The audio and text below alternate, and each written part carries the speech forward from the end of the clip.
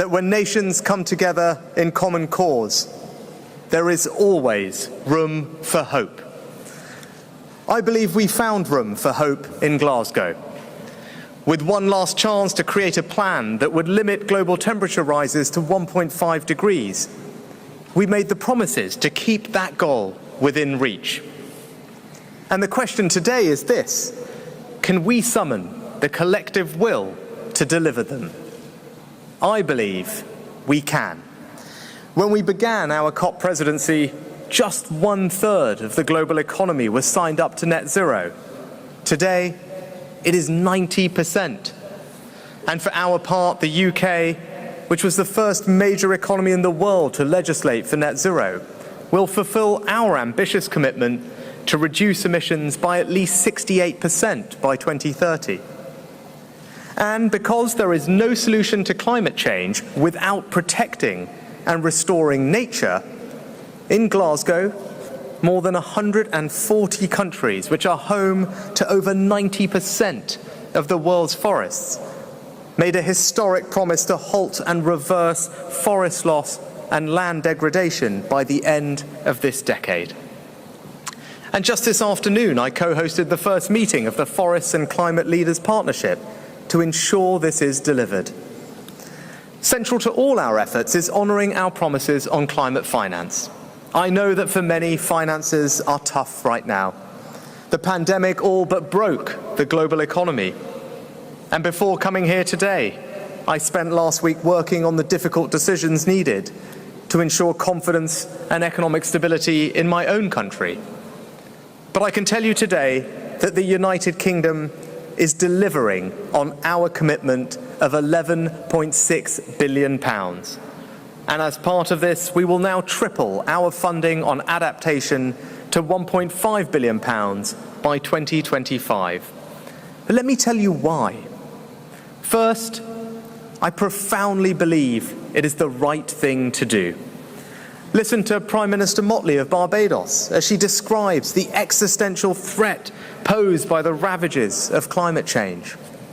Or look at the devastating floods in Pakistan, where the area underwater is the same size as the entire United Kingdom. When you see 33 million people displaced, with disease rife and spreading through the water, you know it is morally right to honour our promises. But it is also economically right too.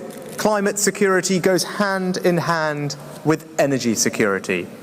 Putin's abhorrent war in Ukraine and rising energy prices across the world are not a reason to go slow on climate change. They are a reason to act faster. Because diversifying our energy supplies by investing in renewables is precisely the way to ensure ourselves against the risks of energy dependency. It is also a fantastic source of new jobs and growth. In Glasgow, we began an approach globally, using aid funding to unlock billions of pounds of private finance for the development of new green infrastructure.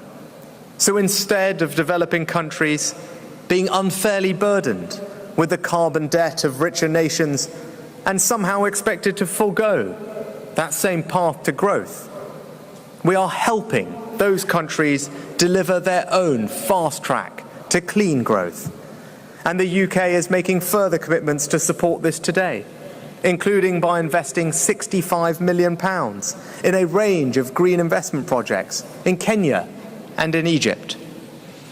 I'd like to pay tribute to President Sisi for his leadership in bringing us all together, and to thank the UK's President of COP26, Alok Sharma, for his inspiring work to deliver on the Paris Agreement and Glasgow Climate Pact. By honouring the promises we made in Glasgow, and by directing public and private finance towards the protection of our planet, we can turn our struggle against climate change into a global mission for new jobs and clean growth. And we can bequeath our children a greener planet and a more prosperous future. That's a legacy we could be proud of. So as we come together once again in common cause today, There really is room for hope.